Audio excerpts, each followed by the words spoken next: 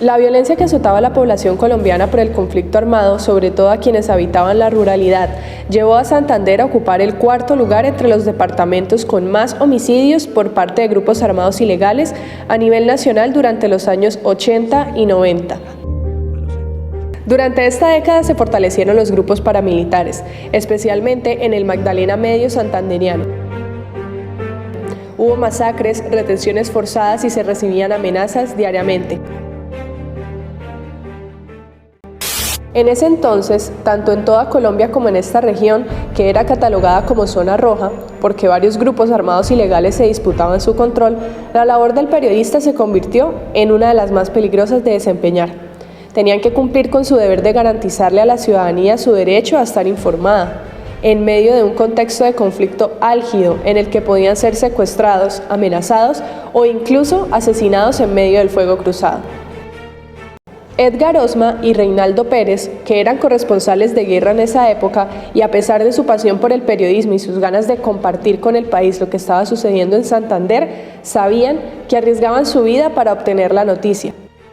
No solamente estamos hablando de paramilitares, de grupos guerrilleros, sino los mismos organismos del Estado que nos maltrataban y que nos tocó durante mucho tiempo madurar, evaluar para al final concluir que terminamos siendo en este ejercicio del orden público, de la corresponsalía de guerra, porque así se llama, porque era corresponsalía de guerra, éramos otras víctimas del conflicto armado. Fuimos en más de una ocasión sometidos a juicios, entre comillas, revolucionarios, donde decretaban que nos iban a matar. Entonces nos tocaba ir en grupo, nos tocaba ir los 10, 15, 20 trabajadores de la prensa, porque nos íbamos periodistas, camarógrafos, asistentes, hasta los conductores nos acompañaban. Para los años 90, los reporteros de televisión se convirtieron en voceros de lo que sucedía en cada rincón del país. Por eso, cuando viajaban para cubrir en zonas de conflicto, incluso eran solicitados por los grupos armados para que les cedieran algún espacio para dar anuncios importantes o comunicados al país. Están tan emocionadas con la idea de una Asamblea Nacional Constituyente. La idea también es que ustedes sean portadores de un mensaje de nuestra organización para todos los medios. Así se están viviendo a esta hora los enfrentamientos entre hombres del ELN y miembros del Frente Comunero Cacique y Guanentá de las Autodefensas de Carlos Castaño. Estos hombres acaban de llegar a la zona de los municipios de Lato, Chimas, Macota, Contratación y Galán, según ellos para desplazar a 150 guerrilleros del ELN. Este frente llegó a Santander anunciando que no se lucrará del negocio de las drogas. Sacar y desplazar a la subversión que está flagelando y está obligando a la gente a que cultive ilícitos. En medio de esto, como le sucedió a Edgar y Reinaldo, muchos periodistas eran retenidos, siendo las únicas personas a las que mientras ejercían su derecho al trabajo les eran limitadas sus demás libertades. Porque era muy poco lo que podíamos opinar o pensar en ese momento que estábamos en esa retención. Entonces, esta era una de las características que tenía el ejercicio. Tenían que vulnerar los derechos del equipo de comunicación para poder ejercer su derecho al trabajo en ese momento, es decir, ser secuestrados para poder trabajar. En febrero de 1998, Edgar y Reinaldo se dirigían hacia San Pablo, municipio del sur de Bolívar, para cubrir la liberación de un grupo de palmicultores que habían sido secuestrados por el ELN. Sin embargo, no se imaginaban que horas después ellos serían los retenidos, para días después dar lo que sería una de las noticias más importantes de ese mes. En la Y entre Monterrey y San Pablo, sur de Bolívar, nosotros nos encontramos a 300 efectivos del Ejército de Liberación Nacional. En ese momento el comandante era Pablo, Samuel y Gallero. Eran los tres comandantes en ese momento. Comandante Gallero. Y nos secuestraron hasta nueva orden, la retención fue hasta nueva orden y nosotros jamás supimos cuál fue el objeto de nuestro secuestro hasta el último día, a las 9 de la mañana, que los comandantes hicieron reunión de gerentes a nivel nacional, hablo en los términos que hablaban en ese momento, reunión de gerentes a nivel nacional, y ahí supimos el motivo de nuestro secuestro. Compañeros, buenos días. Buenos días. Y era para darle a conocer al mundo que el jefe máximo del Ejército de Liberación Nacional, el cura Pérez, había fallecido en las montañas del sur de Bolívar. Me han designado a informar a ustedes la dolorosa partida de nuestro comandante en jefe, Manuel Pérez Martínez. La importancia que tuvo para el ELN divulgar este suceso no solamente llevó al secuestro de Edgar y Reinaldo, sino de todos los equipos periodísticos de los medios de comunicación más importantes de la época. La guerrilla nos contactaba en esa época fácilmente, igual que los paramilitares, digamos que era también como paseo hablar con esa gente. Esa gente lo llamaba a uno y uno le decía al noticiero, oiga, me contactó el comandante, vaya. Entre las aproximadamente 20 personas que hacían parte de los noticieros nacionales se encontraban Rocío Chica, corresponsal del noticiero de las 7, y su camarógrafo Wilfredo Pinto. Era mi primera vez, la verdad, con guerrilleros. Creo que tenía yo miedo, sí, porque mi papá es secuestrado también, digamos. Entonces, como que yo no tenía mucha intención de ir a esas cosas. A pesar de lo complicado que era para Rocío cubrir temas que le afectaban directamente por su historia familiar, su pasión por el periodismo la llevó a enfrentarse a eso que siempre rechazó. Además, en condiciones peligrosas, porque como contó Wilfredo, tenían que recorrer largas distancias, sin dinero suficiente y exponiendo su integridad. A nosotros muchas veces nos declararon objetivo militar, declarado. Y uno sabe que cuando usted le decían a usted su objetivo militar, tiene el 80% de que lo maten, el 19% de vivir con miedo y el 1% de pensar que no le va a pasar nada. Uno dice, ay no, es que es solo Bucaramanga. No, no es solo Bucaramanga, son 87 municipios de Santander, más un montón del sur de Bolívar, todo. Entonces uno decía, masacre en Cantagallo, o en Cimití, o en Santa Rosa, o en San Pablo, sur de Bolívar. A eso le toca la de Cartagena. Eso nos tocaba a nosotros. Y el viaje era 2 horas y media a Barranca, llegar a Barranca y montarnos en una chalupa incómoda donde uno no cabía, 2 horas y pico por el río hasta que llegábamos a un punto entre San Pablo, Cimití, Santa Rosa o Cantagallo, y de ahí esperar a que alguien lo subiera a uno, o en burro, o a caballo, o en una moto X o Y de alguien del pueblo, que uno tenía que llegar a negociar allá, porque uno no conocía a nadie. A nosotros nos daban la plata de los viáticos y a veces no comíamos, porque uno ese dinero se lo regalaba a la gente, porque el señor llegaba con el niño sin pañal, ese niño lo que le ponían era un pedazo de plástico con un cordón encima, ese niño llegaba quemado. Esa gente sin comer, uno llegaba y le entregaba las cosas que uno llevaba para que comieran. Uno sabía que uno ingresaba 1 o 2 días aguantando hambre y regresaba, ya, pero ellos se permanecían ahí. Con todas estas dificultades que asumían, la pasión por el oficio era la que permitía que los periodistas buscaran la noticia sin importar qué, incluso sin tener una remuneración justa y garantías de seguridad en su labor. Uno realmente es muy chiquito para ponerle un pare a eso, y uno solo está pensando primero en el trabajo y segundo en la gloria de una noticia pues como de ese tamaño. Y uno no tiene la personalidad para decir, no, no lo hagamos. O no me voy a arriesgar, o me pagan 26.000 pesos, me pagaban por eso, por esa nota. Estamos hablando de hace 20 años. Uno dice, bueno, listo, y uno se arriesga sin nóminas, sin ARL, sin EPS, sin pensiones, sin pagar absolutamente nada.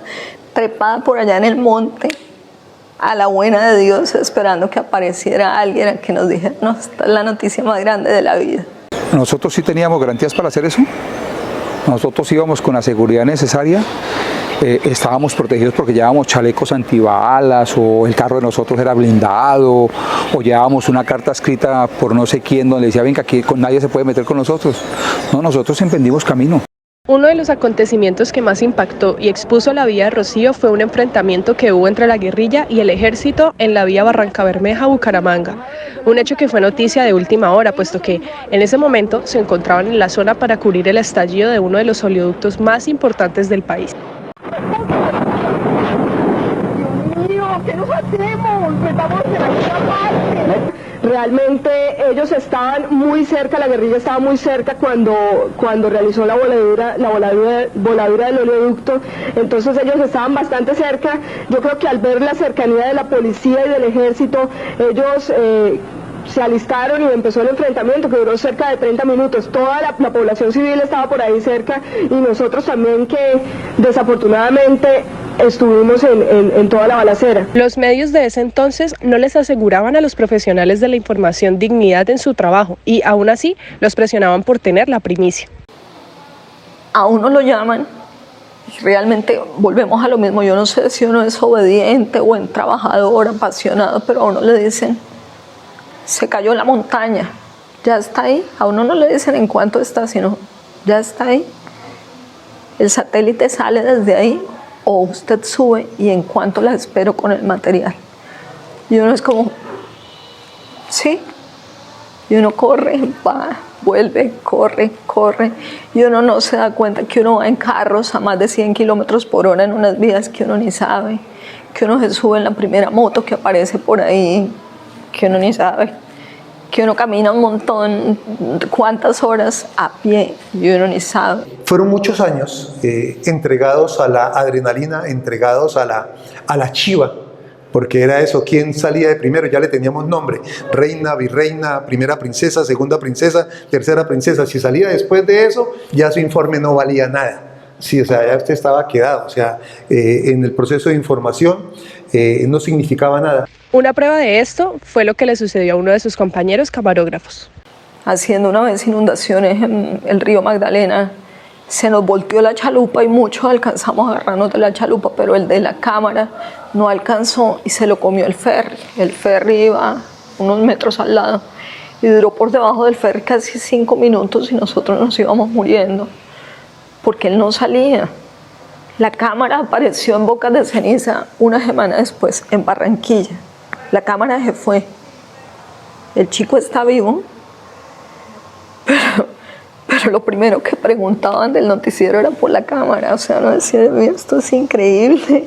A pesar de que los periodistas eran víctimas del conflicto armado como consecuencia de las amenazas, secuestros e incluso asesinatos, realizar el cubrimiento de situaciones de guerra dejaba en ellos afectaciones no solo físicas en ocasiones, sino también psicológicas, que durante el momento no eran fáciles de asimilar o evidenciar. Hay algo que yo le cuento a mis hijos, y hay dos situaciones en las que yo a mis 13 años, yo huelo el pasto mojado y yo recuerdo el olor de la sangre en el pasto, que fue lo primero que vimos. Y no le vamos a decir qué cantidad de muertos, porque yo creo que es muy poco lo que construye en este ejercicio, pero sí le puedo decir las condiciones en las que muchas veces en un helicóptero nos tocó venirnos sentados encima de los muertos para que no nos dejaran allá en la zona.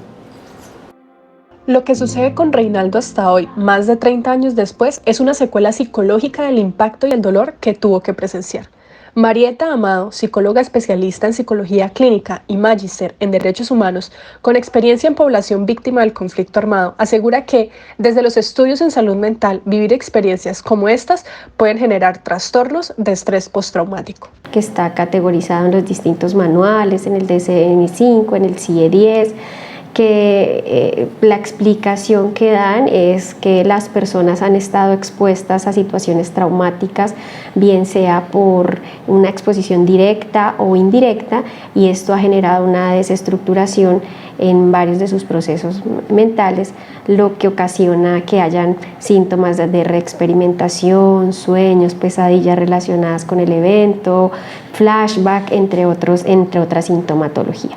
Desde el enfoque que a mí me gusta tomarlo y de acuerdo a estudios que se han realizado, si bien hay algunas personas que desarrollan trastornos mentales cuando han sido víctimas de algún hecho victimizante, más que el trastorno como tal son las afectaciones que ocasiona el estar expuestos a una situación traumática. No necesariamente todas las personas, eso depende de las particularidades, de las estrategias de afrontamiento, de sus historias de vida, que lleguen o no, de sus características biológicas, genéticas, depende que desarrollen o no un trastorno como tal, pero efectivamente todas las personas presentan unas afectaciones que se deben analizar de manera individualizada y particular.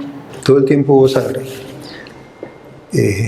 tenía una gran ventaja, después lo averigüé cuando trabajé con Presidencia en la Consejería de Derechos Humanos, porque allá todo el mundo en esa época estaba en tratamiento psicológico, y de los que medio pasábamos ahí estaba este personaje, sin tratamiento, y es que cada vez que veía sangre, trasbocaba, vomitaba. Entonces ustedes se podrán imaginar, toda la semana me la pasaba vomitando.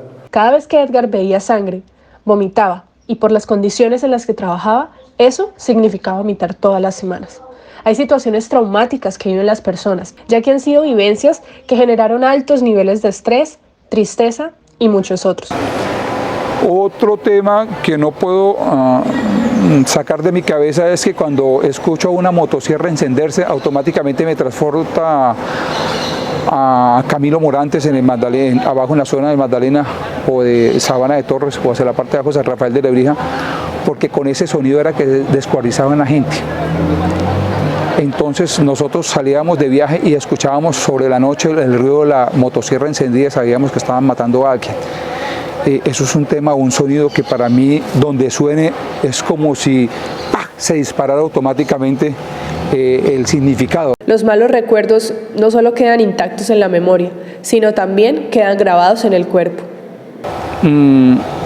Recuerdo que recién casado, mi esposa se asustó porque yo me despertaba en las noches escuchando disparos, escuchando enfrentamientos y ¡fua! De una vez me iba a algún sitio a buscar refugio, pero era una reacción que tenía que la traía viva aún, porque fue lo que vivíamos a diario. Es que eso no se vivió, muchachos, ni por 1, ni por 2 días, ni por 3 días, era un tema que pasaba continuo. En un contexto como Colombia, donde el conflicto armado que ya lleva más de 50 años, donde tenemos más de, yo creo que ya estamos llegando a los 10 millones de víctimas registradas por distintos hechos victimizantes, en su gran mayoría víctimas de desplazamiento forzado y todo lo que esto repercute. Entonces, pues es importante tener en cuenta esto, como digo, no solo para los periodistas, sino para todas las personas. Si hay algo que me invalide, que me esté afectando mi desenvolvimiento en mis distintas áreas, que me esté afectando mis ciclos de sueño, mis ciclos de alimentación, que me esté quitando la calma, la paz, que me genere intranquilidad, pues es necesario revisar y es importante que acudan a los profesionales que están preparados para eso. En los medios se promueve o se combate la guerra, se satanizan o santifican sus actores, se intensifican o se suaviza el rencor entre las partes. Y los periodistas son valientes por enfrentarse a estas situaciones, solo con el objetivo de que la gente conociera la realidad, sin ningún interés más de por medio. El verse diariamente enfrentados a tantos peligros y aún así hacerlo es de valientes y garantes de la verdad.